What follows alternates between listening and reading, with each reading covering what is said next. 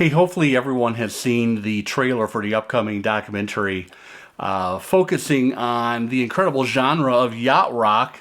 That's dropping on November 29th. I think it's on HBO Max or wherever the hell they're called now. Looking forward to it. About today's title, I'm sorry, it is a little bit, it's veering towards clickbaitish. But if you've seen the news, you know that the producers and director of the upcoming Yacht Rock documentary in question actually managed to get through to Donald Fagen. And I think there will be a soundbite with Fagen in the film, but if you haven't heard, the director asked Fagen a point-blank question wanting to talk to him about a particular genre, and Fagen said, now what genre is that? And they of course replied, yacht rock. And Fagen promptly said, you know what, you can go fuck yourself, and hung up the phone. Thank you, Donald. I appreciate that attitude. I have a similar attitude. Steely Dan and even the Nightfly, by the time we got to Kamakiriad, we were well away from the yacht rock era.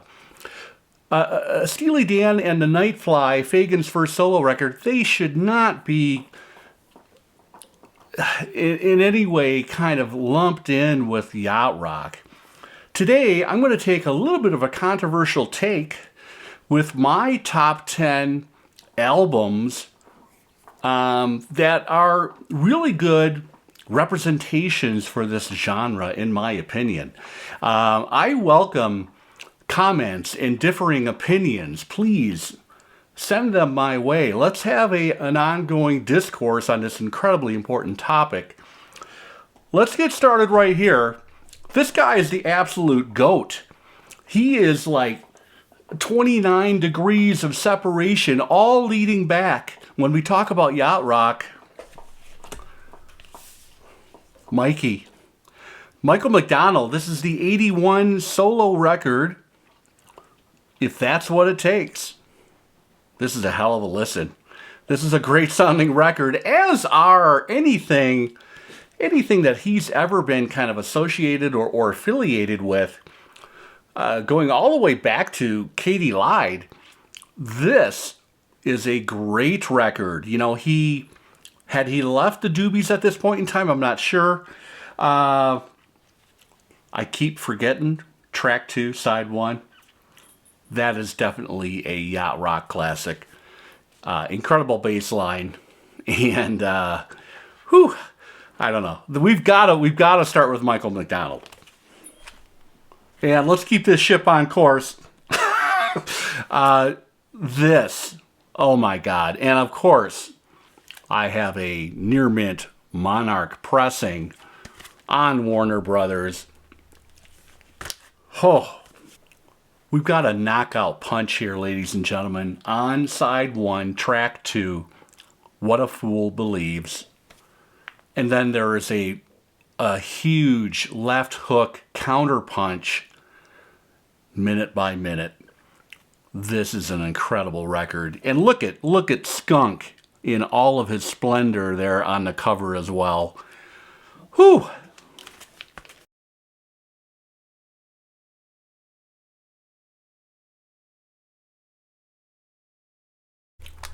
Right after the pandemic, I had the pleasure of seeing Christopher Cross, and really cool, he had Keith Carlock touring with him on that particular tour. I think this was 21 or 22.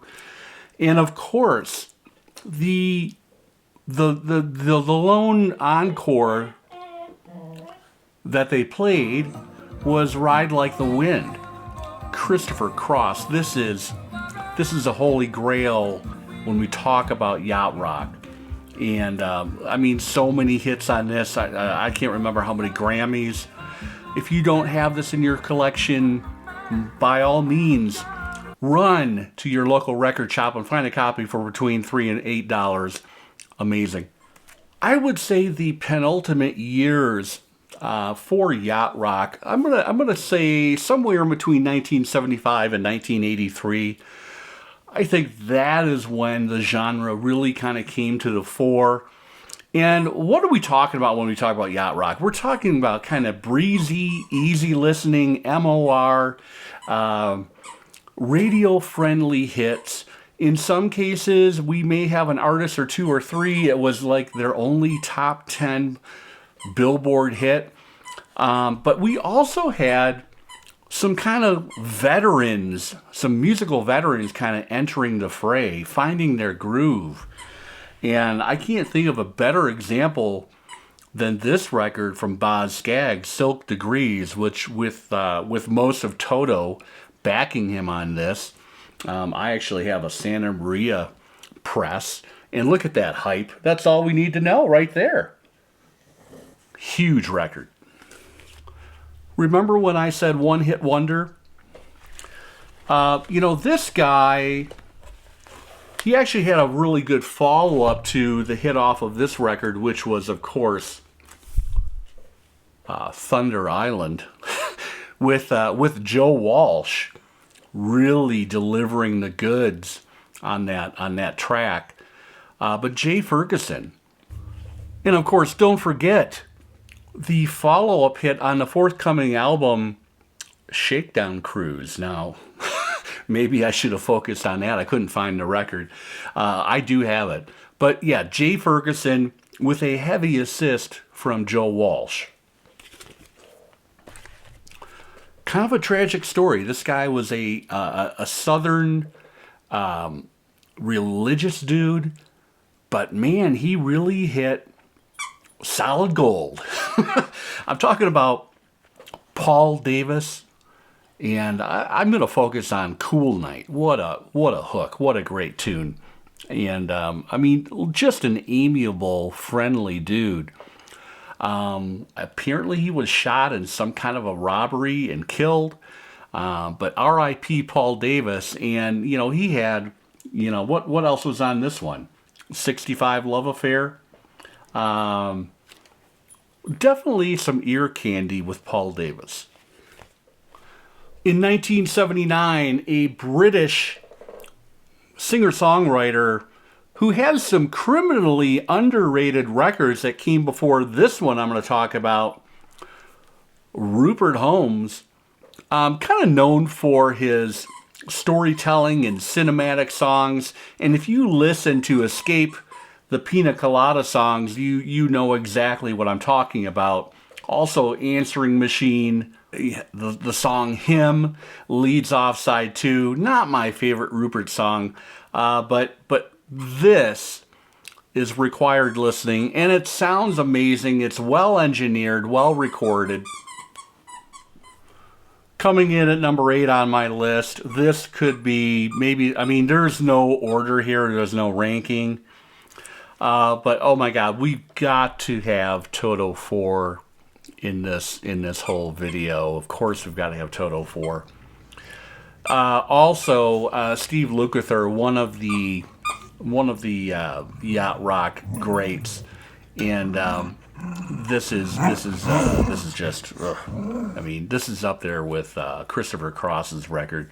My favorite song on here, as far as the yacht rock leaning genre, would be Africa.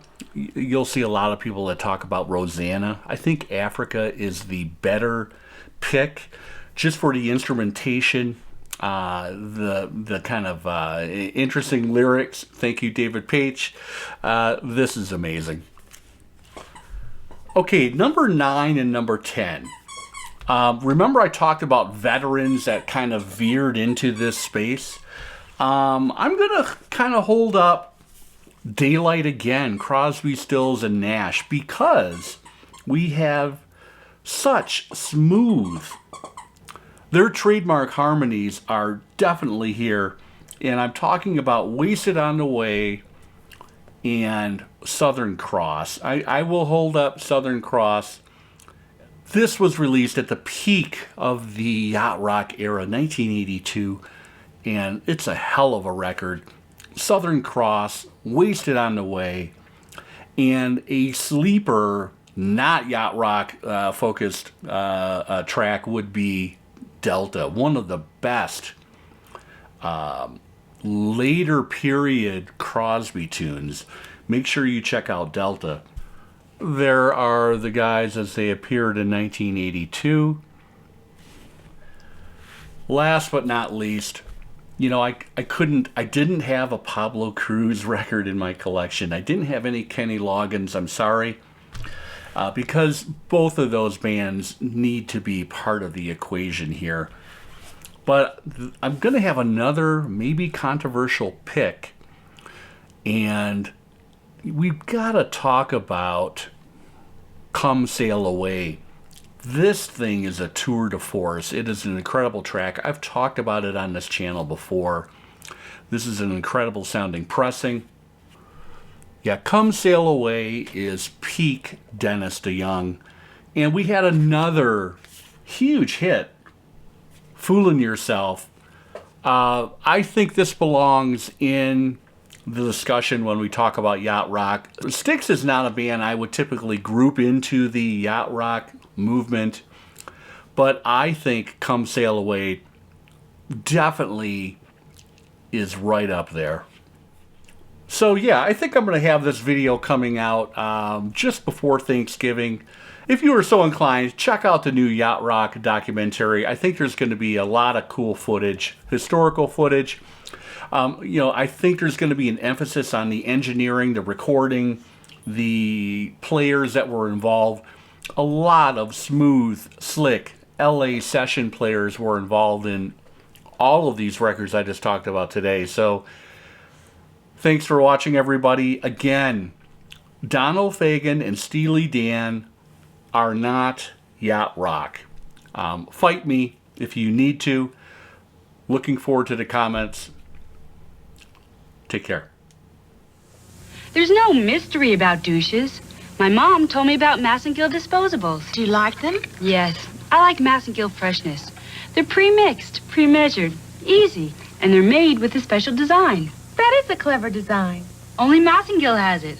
Massengill disposable helps me feel Massengill fresh. Massengill freshness. Sounds good. 2 fragrances and vinegar and water, the ingredients many doctors recommend. Massengill freshness, made easy. It was born over a decade ago in the finest wine-growing regions of America. It was created from the finest wine grapes that could be grown and brought to perfection by the most experienced winemakers in the world. It is the extraordinary white wine that has shared more of the best of times than any wine made. The wine, Gallo Chablis Blanc, America's premier white wine. From Ernest and Julio Gallo, all the best.